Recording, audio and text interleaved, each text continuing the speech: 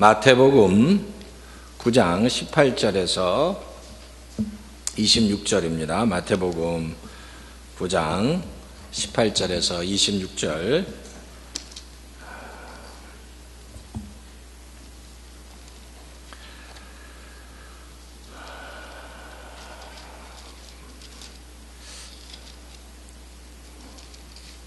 (9장 18절에서 26절) 말씀 보도록 하겠습니다.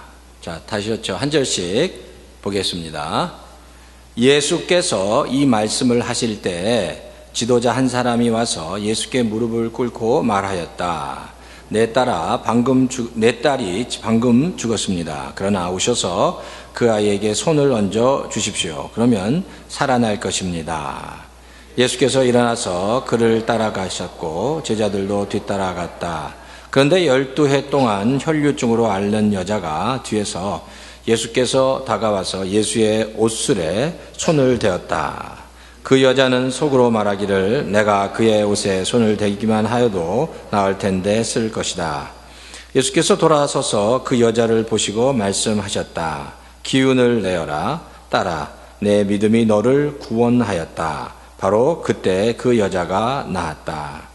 예수께서 그 지도자의 집에 이르러서 피리를 부는 사람들과 떠드는 무리를 보시고 이렇게 말씀하셨다. 모두 물러가거라. 그 소녀는 죽은 것이 아니라 자고 있다. 그들은 예수를 비웃었다. 무리를 내보낸 다음에 예수께서 들어가셔서 그 소녀의 손을 잡으시고 그 소녀가 벌떡 일어났다. 다 같이 읽겠습니다. 이 소문이 그 온 땅에 퍼졌다. 아멘. 잠깐 기도하겠습니다. 하나님 감사합니다. 회당장 야이로의 또 이야기, 그의 믿음, 그의 삶, 그의 헌신, 우리가 오늘 이 말씀을 통해서 회당장 야이로의 믿음과 혈류증을 앓고 있었던 한 여인의 믿음을 통해서 하나님께서 우리에게 바라시고 원하시는 믿음이 무엇인지 바르게 깨달아 알 수 있도록 주여 도와 주시옵소서. 하나님, 주님만을 온전히 바라보는 저희들 다 될 수 있도록 주여 도우시고 역사해 주시옵소서. 감사를 드리고 이 모든 말씀을 예수님의 이름으로 간절히 기도합니다. 아멘. 한 주간 동안 편하셨습니까? 오늘 성가대 안 보이시던 분이 또 성가대 찬양을 했는데 감사하고, 자, 제가 지난 토요일 날 어제였습니다. 이제 그 멕시코 미션 잠깐 이제 탐방을 다녀온 거죠. 다녀왔는데 멕시코 가는 길 오는 길 뭐 그렇게 멀지 않더라고요. 멀지 않고 들어올 때 이제 멕시코 국경에서 좀 시간이 좀 길어졌는데 어쨌든 항상 멕시코 국경에서는 좀 막히는 것 같아요.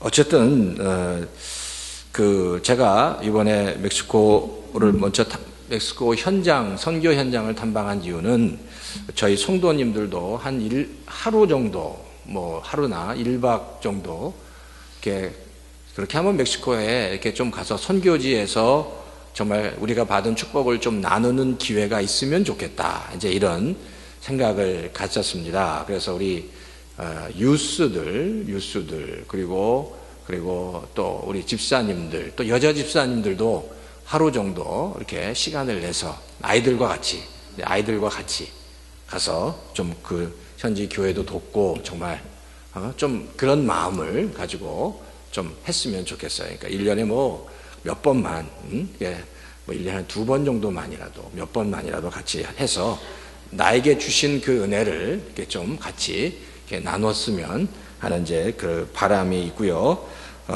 제가 방문했던 그 박영환 선교사님은 선교 사역을 아주 잘 감당하시고 환경이 이렇게 열악한데 나름대로 최선을 다하고 선교관들을 이렇게 건축하고 계시는 걸 보고 왔습니다. 그래서 아무튼 계속해서 기도가 필요하겠구나, 그리고 좀 관심을 가져야겠구나, 이제 그런 생각을 가졌습니다. 우리가 지금 계속해서 성경 읽기 캠페인을 하고 있습니다. 어떻게 잘 읽고 계십니까?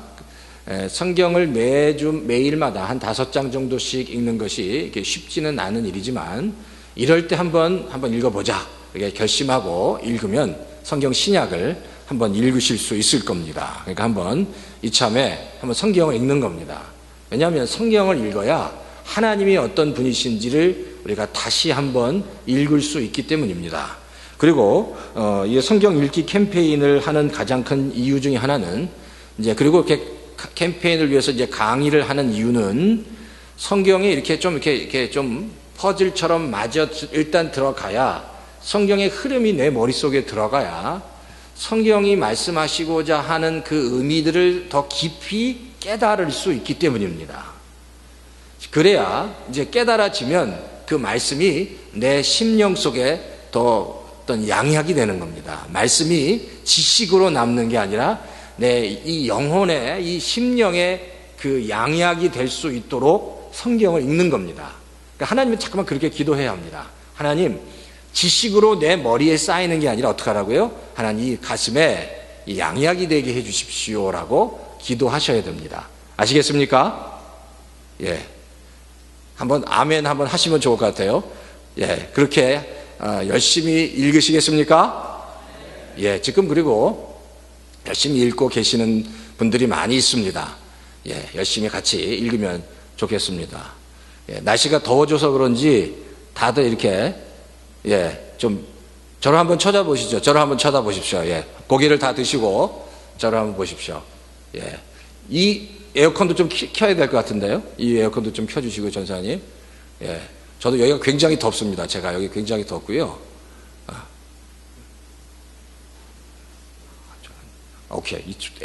지금 지난 주일날 저희 교회 전기가 문제가 생겼습니다. 그래서 지금 그 전기를 지금 계속 어느 정도 고쳤는데 전체적으로 복구가 지금 잘 안 되는 것 같아요. 그래서 오늘 아침에 보니까 이렇게 플러그도 좀 문제가 있는 것 같은데 그래서 그런지 이쪽 에어컨디셔너가 지금 안 나오는 것 같습니다. 어쨌든 좀 날씨가 굉장히 덥지만 한번 집중해서 같이 말씀을 좀 들었으면 합니다. 자, 이제 우리 집중해서 말씀을 같이 듣죠.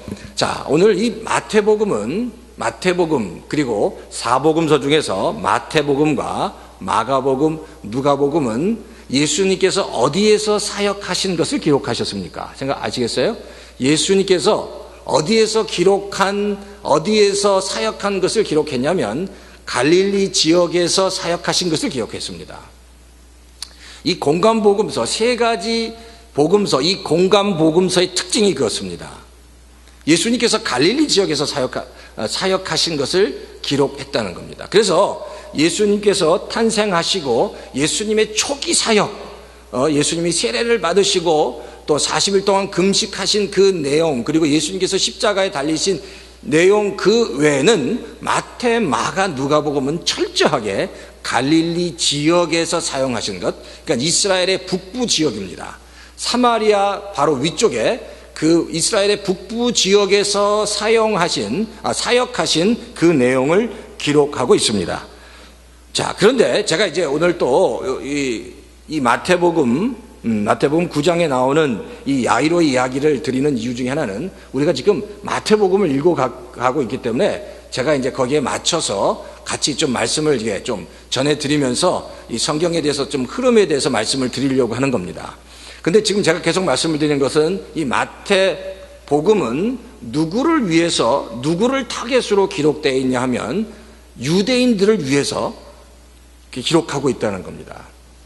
그러니까 이제 그런 유대인들을 위해서, 유대인들이 예수님 앞으로 돌아오도록 하기 위해서 하나님께서 마태라는 유대인을 통해서, 세리였던 유대인을 통해서 마태복음을 기록하게 하고 이 마태복음의 첫 번째 독자가 유대인이었다라는 사실입니다. 그러니까 이 마태복음의 그 뉘앙스를 보면 유대인들을 설득하기 위한, 유대인들에게 예수님을 설득하기 위한 그런 그 뉘앙스들이 이 마태복음에 많이 실려 있다는 겁니다. 이제 그런 것들을 우리가 이렇게 좀 찾아낼 수 있다면 이게 굉장히 큰 그 어떤 성경을 읽을 때 이게 굉장히 재미가 될 수 있다는 얘기죠. 오늘 우리가 읽었던 마태복음 9장의 18절부터 26절에 그 회당장 야이로의 믿음에 관한 이야기와 그리고 혈류증을 앓았던 여인의 이야기가 나오는데, 이 9장과 8장 전체가 예수님께서 일종의 초기 사역의 갈릴리 지역에서 사역하셨던 사역의 핵심들을 기록하고 있다는 겁니다. 자, 오늘 우리가 읽지 않았지만 마태복음 그래서 8장에 보면 예수님께서 풍랑을 잔잔하게 하시는 사건이 나오고요. 두 번째, 귀신 들린 사람을 그 거라사 지방에서 귀신 들린 사람을 고치시는 장면이 나오고, 중풍병 환자를 고치시는 장면이 9장에 나옵니다. 그리고 그 회당장 야이로의 딸을 고치는 장면, 그리고 혈류증을 앓고 있는 한 여인에 관한 이야기, 그리고 눈먼 사람에 관한 이야기, 귀신 들려서 말 못하는 사람들의 이야기, 집중적으로 이 8장과 9장에는 예수님께서 하신 기적에 대해서 설명하고 있다는 겁니다. 그 기적의 주제들을 살펴보면 첫 번째 자연에 관한 이야기고요, 귀신에 관한 이야기입니다. 영적 전쟁입니다. 세 번째는 인간이 누구나 경험할 수밖에 없는 죽음의 문제, 질병의 문제와 죽음의 문제에 대해서 설명하고 있다라는 겁니다.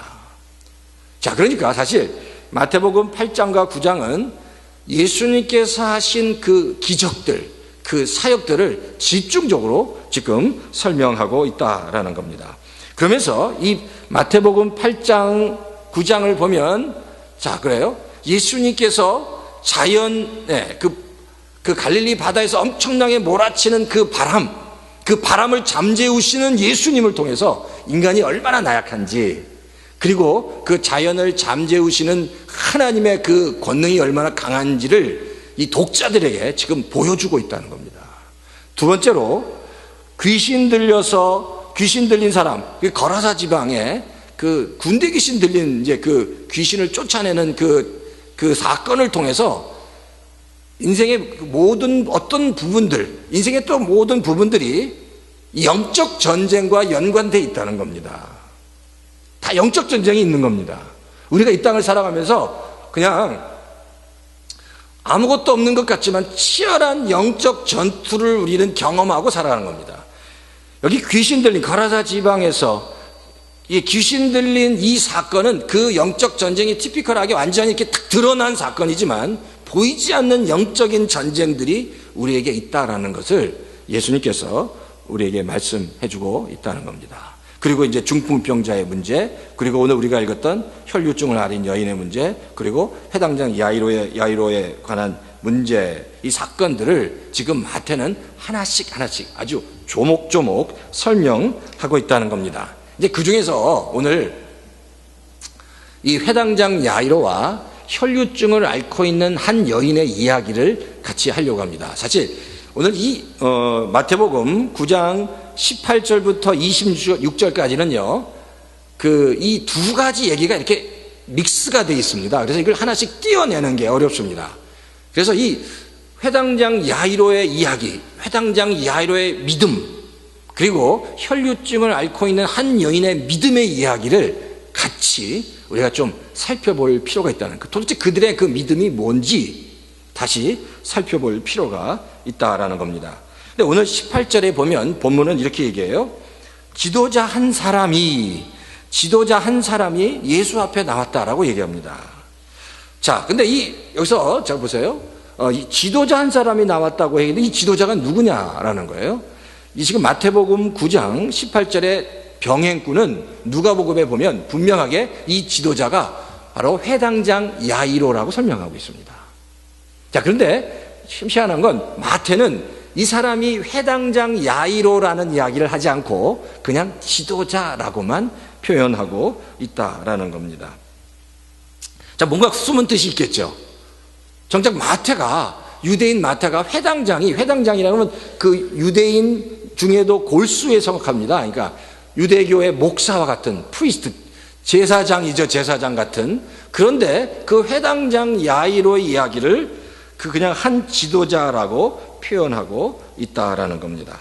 자, 그런데 오늘 어쨌든 이 이야기를 가만히 살펴보면 이 회당장 야이로의 딸이 몹쓸 병에 걸려서 죽어가고 있다는 겁니다. 이제 다른 복음서와 살펴서 그 이야기를 재구성해 보면 그렇습니다. 죽어가고 있는데 그 회당 야이로가 직접 예수님께 찾아와서 내 딸의 병을 고쳐주십시오라고 간청하는 장면입니다. 그리고 그 간청을 받고 예수님께서 그 회당장 야이로의 집으로 가는데 수많은 사람들, 유대인을 포함한 수많은 사람들이 예수님을 환영했다라고 성경은 얘기합니다. 자, 그러니까 이 지역은 이제 유대 지역입니다. 갈릴리 유대 지역인데 그 당시만 해도 이제 예수님의 인기가 하늘을 치솟았습니다. 예수님 그 회당장 야이로와 같이 집으로 가는데 수많은 유대인들이 예수님을 환영합니다. 그리고 바로 그 장면, 회당장 야이로가 직접 공개적으로 예수님께 찾아가서 많은 사람들 앞에서 내 딸을 고쳐주십시오라고 간청하고 있다는 겁니다. 자, 그러니까 이거는 어떻게 보면 아주 대단한 사건이다라고 얘기할 수 있습니다. 단순한 만남이 아닙니다. 예수님과 이 회당장의 만남은 그저 단순한 만남이 아니라 뭔가 굉장히 특별한 의미를 가지고 있다라는 것을 우리가 알아야 되는 겁니다. 자, 그런데 보세요. 이 회당장 야이로와 이제 만나는데 이 회당장 야이로가 예수님 앞에서 한 행동을 한번 우리가 살펴보면 18절 한번 보십시오. 18절 같이 한번 읽었으면 좋겠는데요. 한번 18절 한번 보시고요. 다 같이 큰 소리로 한번 읽겠습니다. 시작. 예수께서 이 말씀을 하실 때 지도자 한 사람이 와서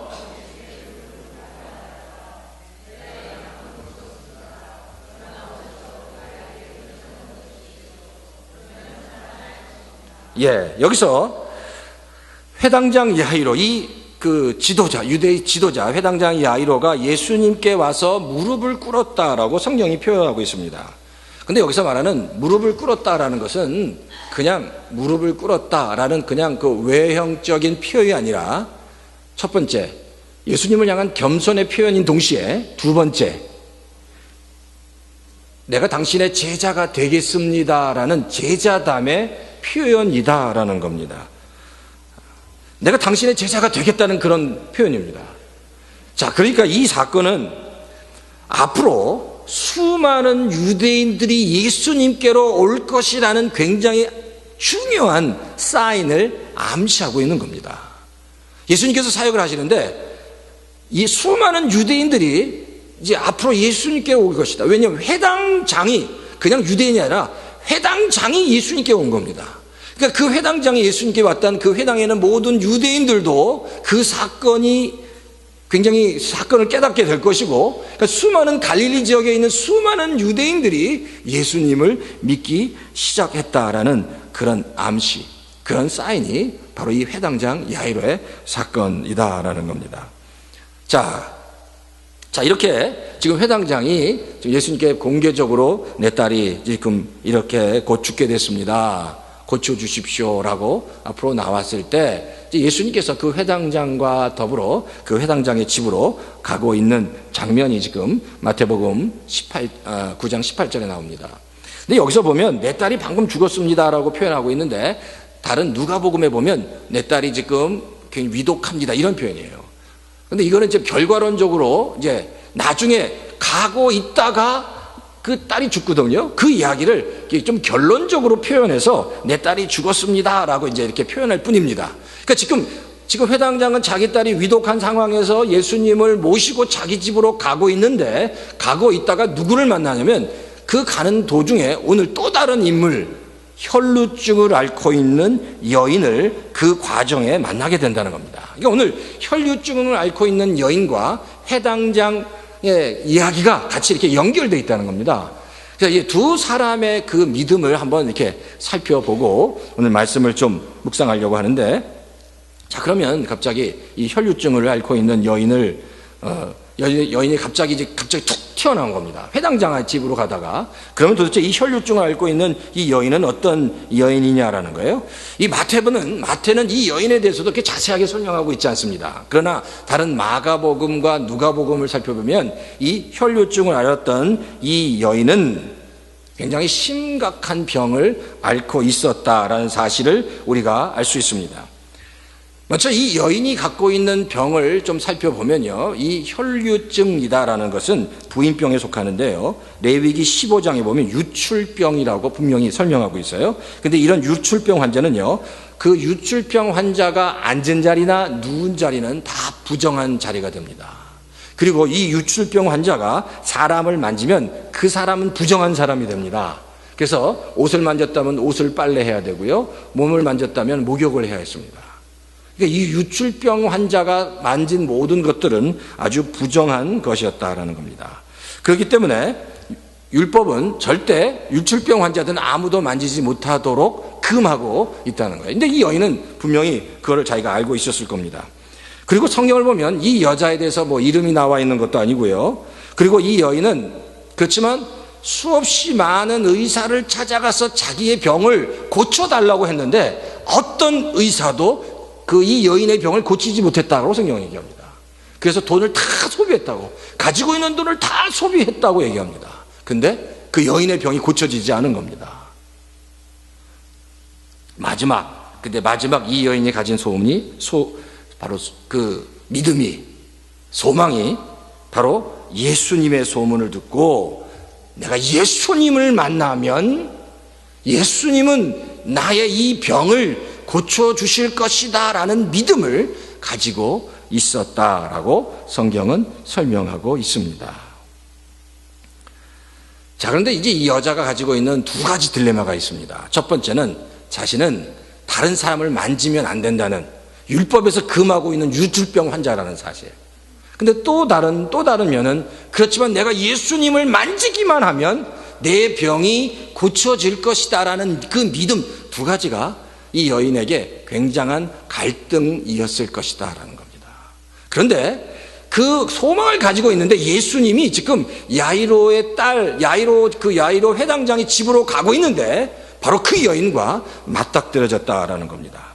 근데 자, 오늘 성경을 보면 성경은 이렇게 기록해요. 이 마태복음에서는 자세하게 기록되어 있지 않지만 누가복음을 보면, 자, 성경에서 예수님이 야이로의 집으로 가는데 수많은 사람들이 바로 그 예수님을 애워싸고 지나가고 있었다라고 얘기합니다. 수많은 사람들이 그 예수님을 애워싸고 지나가고 있는데 그때 이 여인이 그 수많은 사람들, 군중들이 애워싸고 있는 그 예수님에게 그 접근해서 예수님의 그 옷을 이제 만지는 장면이 나옵니다. 오늘 본문에도 그렇게 얘기하죠. 예수님의 옷술에 손을 대었다라고 얘기합니다. 그 혈류증을 앓고 있는 여자가 뒤에서 예수께 다가가서 예수의 옷술에 손을 대었다라고 성경은 얘기합니다. 그런데 여기 누가복음에 보면 이렇게 나와 있어요. 예수님이 이 여인이 여자의 그 옷술에 손을 딱 대는 순간에 예수님은 자신에게서 능력이 나간 것을 압니다. 그러면서 돌아보면서 누가 내 손에 옷을 대었느냐, 누가 내 옷자락을 만졌느냐라고 말씀하셨습니다. 근데 이때 이제 베드로의 그 표현이 좀 이렇습니다. 굉장히 한심하다는 표현이에요. 이 수많은 사람들이 지금 예수님을 애워싸고 밀치고 있는데 누가 예수님의 손을 댔는지 어떻게 알겠습니까? 이 수많은 사람들이 지금 예수님의 주변에서 예수님과 부딪히고 있고 예수님과 옷을 만지고 있는데 누가 도대체 예수님을 만졌는지 우리가 어떻게 알겠습니까? 라고 베드로가 이야기하고 있다는 겁니다. 근데 여기서 이제 바로 그거예요. 여기서 이 본문을 이제 푸는데 가장 중요한 게 그 핵심적인 단어가 애워싸고 밀친다라는 단어입니다. 애워싸고 밀친다라는 단어입니다. 이 단어는요, 또 다른 표현이 마태복음에 보면 씨 뿌리는 비유에 나옵니다. 씨 뿌리는 비유에 세 가지 비유, 그 씨 뿌리는 비유 중에 세 번째 밭이 그 씨가 떨어졌는데 그 씨가 뿌리를 내리고 성장하다가 가시떨기로 인해서 이렇게 기운이 막힌다는 그 단어가 있는데 그 단어와 이 단어와 똑같다는 겁니다. 자, 씨 뿌리는 비유에 가시밭대 비유에 그 기운이 막혔다, 그 씨앗이 자라다가 기운이 막혔다라는 그 단어가 심푸니고라는 그 헬라어인데 이 단어가 지금 이 여인이 그 수많은 사람들에게 이렇게 애워싸움을 당해서 예수님 앞에 나갈 수 없는 그런 상황을 설명하는 그 단어를 설명하고 있다는 거예요. 결국 이 심푸니고라는 단어는 통로가 막혔다, 통로가 막혔다는 것, 숨이 막혔다는 겁니다. 접근할 수 없다는 겁니다. 이제 그런 단어를, 그런 뜻을 바로 이 단어가 가지고 있다는 거예요. 그러니까 한마디로 얘기하면 이겁니다. 지금 이 여자가 있는 상황은 예수님께 접근할 수 없는, 굉장히 접근하기 어렵고 힘든, 수많은 사람 때문에 접근하기 힘든 상황이었다라는 그 표현을 이 단어가 설명하고 있다라는 겁니다. 자, 그런데 그래요. 그 상황을 뚫고 이 여자가 예수님 앞에 나갑니다. 그리고 예수님의 그 옷자락에 손을 대고 이 여인은 그 예수님으로부터 치유를 받게 되는 장면이 바로 오늘 이 장면이다라는 겁니다. 그러니까 이 상황은 아까 말씀드린 것처럼 바로 그걸 설명합니다. 씨앗이 뿌려졌고 씨앗이 성장하면서 그 가시떨기 나무로 가득 차 있어서 그 기운이 더 이상 그것을 뚫고 나가지 못해서 그냥 죽어버리는 그 가시떨기밭 같은 상황이었는데, 이 여인은 그 환경 속에서도 예수님께 나가는 겁니다. 그리고 예수님의 그 옷자락을 만지고 치유함을 받는 장면이라는 것을 우리가 상상하면 된다는 겁니다. 그러니까 바로 이거예요. 그러니까 그런 가시떨기밭 같은, 어떻게 보면 돌짝밭 같은 상황에 있었던 이 여인이 주님을 향한 그 믿음을 가지고 주님께 나아가 그 옷술을 만지고, 주님께 나아가 그 옷술을 만지기만 해도 내 병이 분명히 날 것이다라는 믿음을 가지고 만졌을 때 그의 병이 치유됐다는 것은 바로 그 가시떨기밭 같은 그 밭이 그 여인의 믿음으로 옥토밭이 되었다라는 사실이라는 겁니다. 자, 그 이야기가 이렇게, 그 여인이 가시떨기밭 같은 상황에서 그 믿음으로 주님 앞에 나와 그 밭이 옥토밭같이 되었다라는 것을 지금 이 여인이 경험하고 있다는 겁니다. 자, 그럼 이게 지금 무슨 설명을 하는 거냐면요, 이 여인이 가지고 있는 그 믿음에 대한 설명을 지금 하려고 하는 거예요. 그러니까 이 여인이 그럼 도대체 어떤 믿음을 가지고 있냐는 겁니다. 요한 1서 5장에 보면 성경이 이렇게 얘기해요. 예수님을 그리스도이심으로 믿는 자는, 예수님을 그리스도로 믿는 자는 하나님의 자녀가 되는 권세를 갖게 됩니다. 그러니까 예수님이 그리스도이시다라고 믿게 되는 것은 하나님의 자녀가 되는 겁니다. 또한 요한 1서 5장 4절과 5절에 보면 우리의 믿음과 세상을 이기는 우리의 믿음과 우리의 관계에 대해서 설명하고 있는데, 성경은 이렇게 얘기합니다. 세상을 이기는 믿음은, 세상을 이기는 것은 우리의 믿음이다라는 겁니다. 세상을 이기는 것은 우리의 믿음인데, 그러면 그 믿음이 뭐냐? 그 믿음은 바로 하나님의 아들을 믿는 것이다라는 겁니다. 자, 이게 바로 우리가 지금 생각해야 될 그 믿음이다라는 겁니다. 믿음은 그냥 믿는 것이 아니라 하나님의 아들을 바라보는 것, 하나님의 아들을 믿는 것, 그 믿음이 참 믿음이다라는 겁니다. 자, 우리가 보통 그렇게 얘기해요. 어떤 병이 났습니다. 문제가 생겼습니다. 그랬을 때 어떻게 생각하죠? 내가 이 병을 반드시 나아야 될 것이다. 내가 이 문제가 반드시 해결되어야 될 것이다 라는 그런 강렬한 열망을 우리가 갖게 됩니다. 어떤 문제가 있어요. 자녀에게 많은 심각한 문제가 있습니다. 뚫고 가야 될 문제가 있습니다. 그리고 때때로 내 안에 어떤 질병이 있습니다. 또 아픔이 있습니다. 상처가 있습니다. 우리 김성구 성도님 같이 그런 암에 걸렸다거나 그런 질병들이 우리 안에 있습니다. 근데 그런 질병이나 그런 문제 가운데 있을 때 많은 사람들이 이 문제가 그냥 단순히 이 문제가 해결되기 원하는 어떤 그런 열망들이 있는데, 그런 그 열망들을 믿음이라고 착각한다는 겁니다. 근데 그런 내 문제가 해결되어야 한다는 열망, 내 어떤 질병이 고쳐져야 된다는 열망이 믿음이 아니다라는 겁니다. 그럼 뭐가 믿음이냐? 믿음은 그 열망들을 해결해 주실 수 있는 분이 바로 그분이시다라는 것. 나의 그 문제를 해결해 주실 수 있는 분이 예수 그리스도 그분밖에 없다라는 그 믿음, 그 확신을 갖는 것이 바로 믿음이다라는 겁니다. 그러니까 많은 성도님들 그래요. 어떤 문제가 있을 때 하나님 이 문제는 해결되어야 됩니다라고 소망하지만 그런 열망은 믿음이 아니라는 겁니다.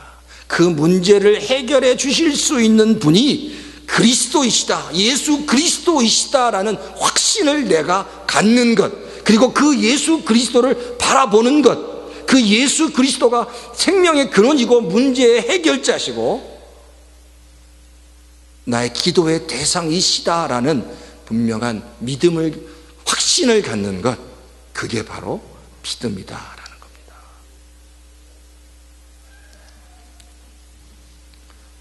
우리가 그렇잖아요. 다 종교에서도, 불교에서도 그렇고 모든 다른 종교에서도 그렇습니다. 믿음에 대해서 얘기합니다. 강한 믿음을 가져야 된다. 믿음에 대해서 얘기합니다. 확신을 가져야 된다고 얘기합니다. 근데 타 종교, 다른 종교에서 얘기할 때 확신과 믿음에 대해서 설명하지만 그 믿음의 대상에 대해서 분명히 설명하지 않습니다. 근데 믿음의 대상에서 대해서 설명하지 않고 그 믿음과 확신만을 강조하는 것은 그냥 종교에 불과합니다. 그냥 종교일 뿐이에요. 근데 문제는 종교는 그냥 그 믿음과 확신에 대해서 강조하지만 바로 이 기독교는 그 믿음과 확신이 아니라 그 믿음의 대상이 누구인지를 분명히 알아야 한다는 겁니다. 그분이 바로 예수 그리스도이시다라는 겁니다. 바로 그분과 만나야 됩니다. 그분을 만날 때 인생의 변화들이 일어나기 시작한다는 겁니다. 바로 그 여인의 믿음은 그거였습니다. 내 병이 나아야 될 것이다가 아니라 내가 예수님을 만나면, 예수님을 만지면 내 문제가 해결될 것이다라는 분명한 믿음과 확신이 그 여인에게 있었다라는 겁니다. 오늘 그 다음 사건, 야이로의 사건도 마찬가지입니다. 이 여인이, 이 예수님이 그 야이로 회당장의 집으로 가다가 이 여인과 만나, 이 여인의 그 병이 치유가 됩니다. 이제 그랬을 때 이 회당장 야이로 앞에서 어떤 소식이 오냐면 어떤 인편을 통해서 당신의 따님이 죽었습니다. 그러면서 한 가지 더 인포메이션을 주는데 그게 뭐냐면 이제 이 따님이 죽었기 때문에 더 이상 예수님께서 당신의 집에 가실 필요가 없습니다. 더 이상 선생님을 괴롭게 하지 마십시오라고 얘기합니다. 선생님을 괴롭게 하지 말라는 겁니다. 더 이상 이제 죽었으니까 예수님이 필요 없다는 얘기입니다. 이 사건은 바로 그 소식을 전한 그 사람과 예수님과의 그 대화를 통해서 이 이야기가 전개가 되는데, 이 이야기를 통해서 사람들이 가장 두려워하는 것 한 가지를 우리가 발견하게 됩니다. 그것이 바로 사람들이 가장 두려워하는 것은 죽음의 문제입니다. 그리고 우리는 절대 넘을 수 없는 벽이라고 생각하는 그 한 가지가 바로 죽음의 문제라는 사실입니다. 그러니까 죽어버렸으니까 이제 끝났다는 겁니다. 우리가 아무것도 할 수 없다는 겁니다. 예수님도 할 수 없다는 얘기입니다. 지금 상황이 그렇게 돼버린 거예요. 예수님조차도 바로 이 죽음의 문제는 해결할 수 없습니다. 이제 상황은 이제 종료됐습니다. 이제 다 끝났습니다. 예수님도 필요 없습니다. 라고 지금 설명하고 있는 겁니다.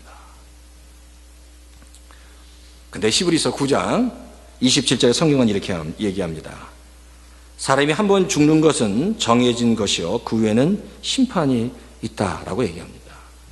모든 사람은 죽게 되어 있습니다. 그리고 죽음 뒤에는 심판이 있습니다. 모든 사람은 죽습니다. 그리고 그 후에는 심판이 있다는 겁니다. 왜 사람들이 죽음을 두려워할까요? 죽음을 두려워하는 이유는 이 영물이기 때문에 죽음 뒤에 하나님의 심판이 반드시 있다는 사실을 알고 있는 겁니다.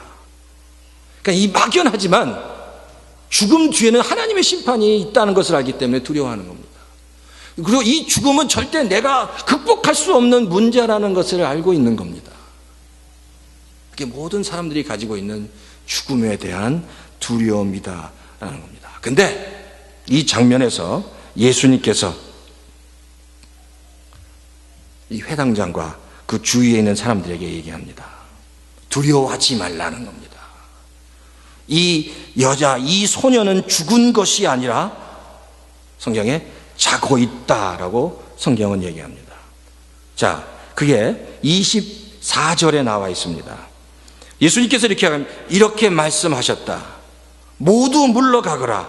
그 소녀는 죽은 것이 아니라 자고 있다라고 말씀하고 있다는 겁니다. 이 이야기를 듣고 또 다른 많은 사람들은 예수님을 향해서 비웃었다라고 성경에 비웃었다는 겁니다. 말이 안 됩니다. 이미 죽었는데 어떻게 살아간다는 겁니까? 이게 죽었지, 자고 있는 게 아니라 죽었는데 예수님께서 자고 있다라고 하는 말씀에 대해서 사람들이 비웃기 시작했다라는 겁니다. 자, 여기서 다시 한번 우리가 오늘 이 아침에 믿음에 대해서 한번 생각해 봐야 됩니다. 아까도 말씀드렸죠. 믿음 자체에는 힘이 없습니다. 믿음 자체는 힘이 없어요. 우리가 히브리서 11장에 되면 믿음에 대해서 계속 믿음은 바라는 것들의 실상이다. 보이지 않는 것들의 증거다. 그리고 수없이 많이 믿음에 대해서 설명하고 있지만 우리가 알아야 돼. 믿음 그 자체는 힘이 없다는 겁니다. 그럼 뭐가 힘이 있는지 믿음이 아니라 믿음의 대상이 누구인지를 분명히 알아야 한다는 겁니다. 우리의 믿음의 대상은 그 믿음 자체가 아니라 바로 예수 그리스도이시다라는 사실을 우리가 분명히 깨달아 알아야 한다는 겁니다. 결국 야이로의 이 회당장의 이 딸도 구원받은 이유는 바로 그거예요. 두려워하지 말라, 믿기만 하라고 말씀하신 그 예수님의 그 믿음의 이야기는 믿음, 너의 문제를 해결해 주실 수 있는 그 믿음은 바로 하나님으로부터, 예수 그리스도로부터 온다는 사실을 믿으라는 그 얘기입니다. 그러니까 우리가 그래요. 신앙생활 하면서 이렇게 생각합니다. 믿음에 대한 많은 오해를 갖고 있습니다. 믿음을 강하게 만들어야 되고, 믿음을 더 큰 믿음을 가져야 하지만 믿음 자체는 아무런 힘이 없다는 겁니다. 그 믿음이 무엇을 향하고 있는지, 어디를 향하고 있는지를 우리가 잘 깨달아야 한다는 겁니다.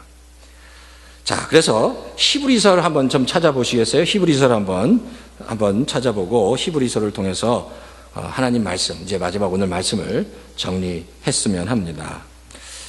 자, 오늘 그 회당장 야이로의 믿음과 이 혈류증 여인의 그 믿음, 이런 역사가 일어난 이유가 히브리서 먼저 3장 1절을 한번 살펴보기 바랍니다.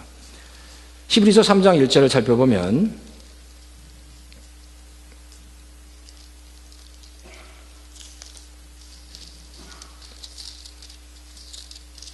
성경은 이렇게 얘기합니다. 그러므로 하늘의 부르심을 함께 받은 거룩한 형제 자매 여러분, 우리가 고백하는 신앙의 사도요 대제사장이신 예수 그리스도를 깊이 생각하십시오라고 성경은 말씀하고 있습니다. 누구를 깊이 생각하라고요? 믿음의 대상이신 신앙의 사도요 대제사장이신 예수님을 깊이 생각하라는 얘기입니다. 이 히브리서가 설명하는 것은 구약의 그 제사 제도를 설명하면서 그 제사 제도가 설명하는 그 핵심이 바로 예수 그리스도라는 겁니다. 모든 제사 제도의 그 대상이 예수 그리스도라는 겁니다. 그리고 이 히브리서 3장 1절에 말씀한 이 예수 그리스도에 대한 이 고백이 히브리서 11장에 나옵니다. 히브리서 11장에 보면 히브리서 11장에 보면 이 믿음에 관한 단어가 한 30여 번 정도 나오는데 히브리서 11장 1절에 성도님들이 아주 잘 아시는 말씀입니다. 자, 믿음은 바라는 것들의 확신이요 보이지 않는 것들의 증거입니다. 믿음은 바라는 것들의 실상이라고. 자, 개역성경에는 실상이다. 그리고 표준세번역은 바라는 것들의 확신이다. 보이지 않는 것들의 증거라고 얘기합니다. 그리고 선조들이 이 믿음으로 살았다라고 설명합니다. 자, 우리가 이 말씀을 읽을 때 우리가 잊지 말아야 될 것은 이 믿음의 대상이 뭐냐는 겁니다. 그냥 막연한 내 삶 속에서 뭐가 일어날 것이라는 막연한 확신, 막연한 기대가 아니라는 겁니다. 이 믿음의 대상은, 이 믿음이라는 것은 바로 예수 그리스도를 향한 확신이고 예수 그리스도를 향한 믿음이다라는 겁니다. 그 예수 그리스도를 향한 확신이 내 안에 있을 때 내 삶 속에서 놀라운 역사와 기적들이 일어나게 된다는 겁니다. 그래서 수많은, 여기 믿음의 그 선조들의 이야기가 나오는데, 한번 4절 보십시오. 4절에 보면 믿음으로 아벨은 가인보다 더 나은 제물을 드렸다고 얘기합니다. 믿음으로 아벨은 가인보다 더 나은 제물을 드렸다. 여기서 이 믿음의 대상이 누구냐는 겁니다. 하나님입니다. 예수님입니다. 단순히 내가 무엇을 바라는 그 믿음이 아니라 하나님을 향한 믿음, 예수님을 향한 그 믿음이 바로 아벨이 가인보다 더 나은 제사를 드리도록 했다는 겁니다. 5장에도 믿음으로 에녹은 죽지 않고 하늘로 올라갔다. 그 에녹이 가지고 있는 믿음은 하나님을 향한 믿음입니다. 그리고 예수님을 향한 믿음이 그 에녹을 하나님께서 기쁘게 여기셨고 죽지 않고 하늘로 올라가게 하셨다라는 거예요. 그러니까 이 믿음에 관한 모든 이야기는 다 뭐라고요? 그 대상이 누구라고요? 하나님이신 것, 예수 그리스도이신 것을 우리가 알아야 한다는 겁니다. 야이로 해당장의 그 딸을 살린 믿음, 그리고 12해 동안 혈류증으로 앓다가 고생하다가 예수님을 만짐으로 회복된 그 믿음은 그 사람이 가지고 있는 열망이 아니라 하나님을 향한, 주님을 향한 분명한 확실히 있는 믿음이다라는 겁니다.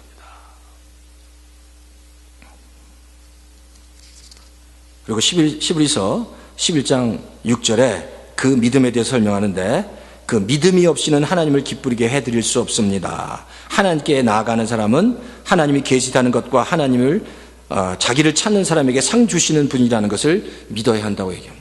그러니까 하나님을 기쁘시게 하는 것도 뭐라고요? 믿음인데, 그 믿음은 우리가 가지고 있는 열망이 아니라 하나님을 향한 믿음이다라는 겁니다. 오늘 우리가 이 회당장 야이로의 이야기, 그리고 12의 혈류증을 앓고 있는 이 여인의 그 믿음의 이야기를 통해서 마지막 정리를 좀 해야 합니다. 우리가 신앙생활 하는데 믿음을 통해서 주님과 만나야 합니다. 날마다 주님과 만나야 합니다. 이 믿음이라는 건 한 번 내가 믿음으로 주님을 만나는 게 아니라 날마다 주님을 만나야 합니다.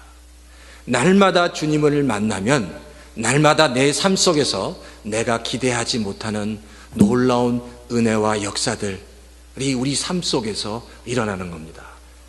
몇 년 전에 한 번 예수님을 만남으로 끝나는 게 아닙니다.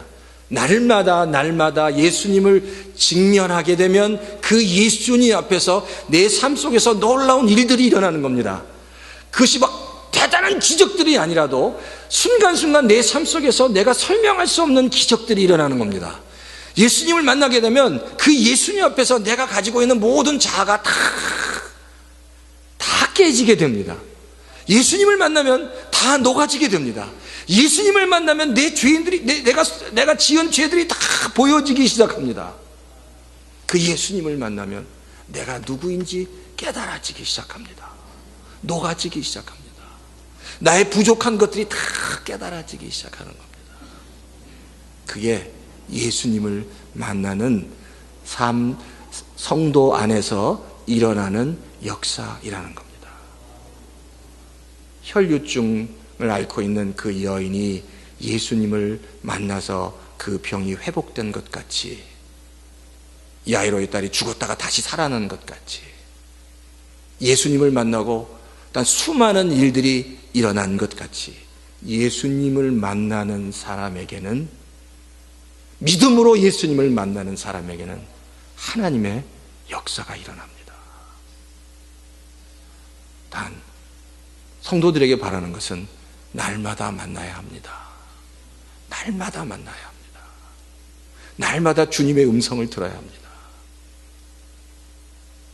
하나님, 내가 정말 날마다 주님을 만나서 내가 누구인지, 내가 얼마나 연약한 존재인지, 내가 얼마나 부족한 존재인지, 내가 가지고 있는 이 문제가 나의 힘으로 해결할 수 없는 연약한 존재인 것을 날마다 예수님과 만나 고백할 때, 그때 정말 더 날마다 주님께 가까이 나아갈 수 있습니다.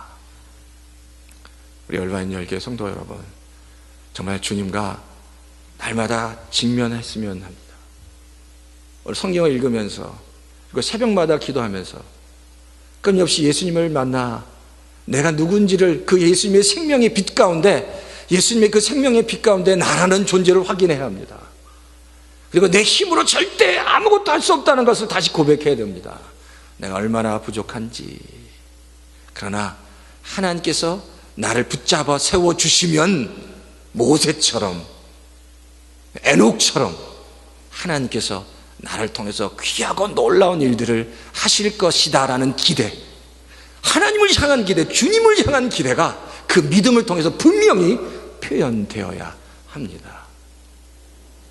그럴 때 바로 우리 얼바인 열린교회를 향해서, 성도님 한 분 한 분을 향해서, 우리 자녀들 한 분을 한 분을 향해서 주님과 1대1로 만나 한 분 한 분을 향해서 우리가 기대하지 못한 일들이 나를 통해서 일어나기를 원합니다. 우리 얼바인 열린교회 성도 여러분, 정말 주님을 만나시기 원합니다. 주님과 더 깊은 그 교제 가운데 날마다 들어가시기 원합니다. 그래서 주님의 음성을 듣기 원하십니다. 그 주님의 사랑의 음성을 들어야 합니다. 그 생명의 빛으로 우리 안에 있는 이 가슴에 있는 모든 것들이 다 회복되어야 합니다. 그리고 하나님의 말씀에 순종해야 합니다. 그럴 때 우리 안에 놀랍고 참된 기쁨이 우리 안에서부터 솟아날 줄 믿습니다. 요한복음 7장의 말씀처럼 그 배에서 생수의 강이 확 넘쳐 흘러나오듯이 정말 주님과 깊이 만나 정말 생명의 그 강수가 흘러나오고 내 안에 있는 모든 것들이 다시 온전케 되고 다시 회복되고 리뉴얼되는, 리폼되는 그런 역사가 있기를 주의 이름으로 축원합니다. 아멘. 이 시간 다시 한번 기도하는 시간을 좀 가지면 좋겠습니다. 하나님, 주님을 만나기 원합니다. 우리 얼바인 열린교회 모든 성도들이 날마다 주님을 만나고 주님을 직면하고 주님의 그 음성을 들을 수 있게 해주십시오.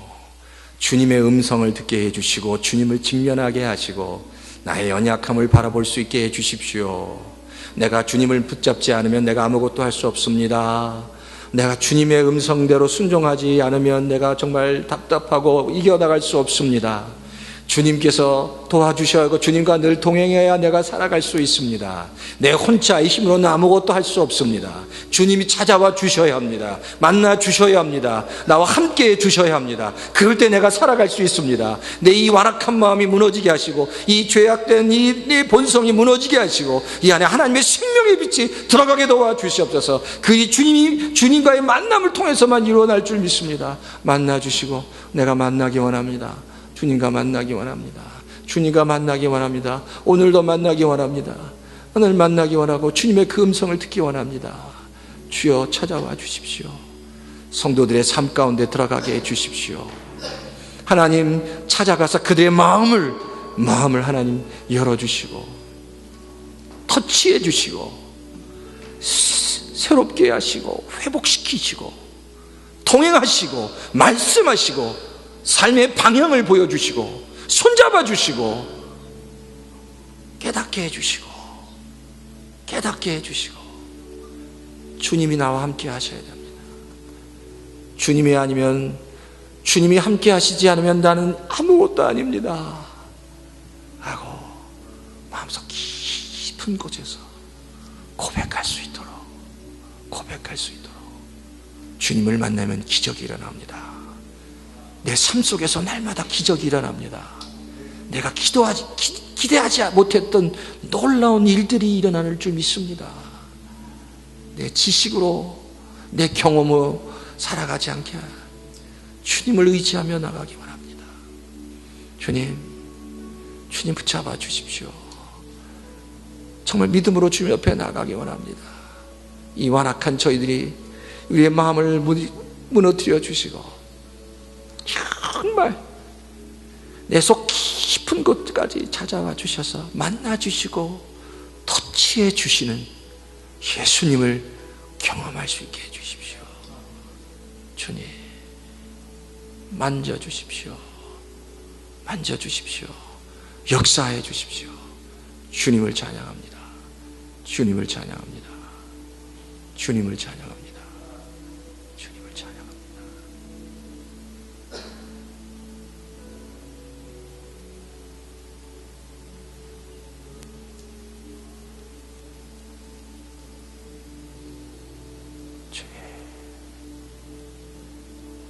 하나님의 빛이, 생명의 빛이 충만하게 임할지어다. 생명의 빛이, 하나님의 빛이 임할지어다. 하나님의 빛을 보게 하시고 생명의 빛이 임할지어다. 생명의 빛을 만나게 하시고 어둠이 다 물러가는 역사가 있을지어다. 생명의 역사가 일어날지어다. 생명의 역사가, 얼바인 열린교회의 생명의 역사가, 살리는 역사가, 능력이 나타날지어다. 이 믿음으로 나가는 성도들이 계속해서 일어날지어다. 우리 얼바인 열린교회에 놀라운 역사가 임할지어다. 생명의 역사가, 승리의 역사가 강력하게 일어날지어다. 빛이 임할지어다. 어둠이 물러갈지어다. 주여 역사해 주시옵소서.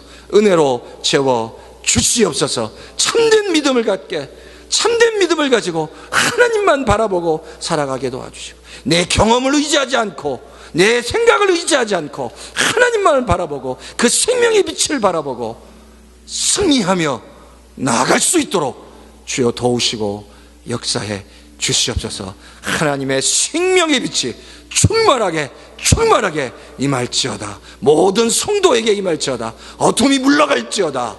주여 도와 주시옵소서. 주님만을 바랍니다. 주님만을 바랍니다.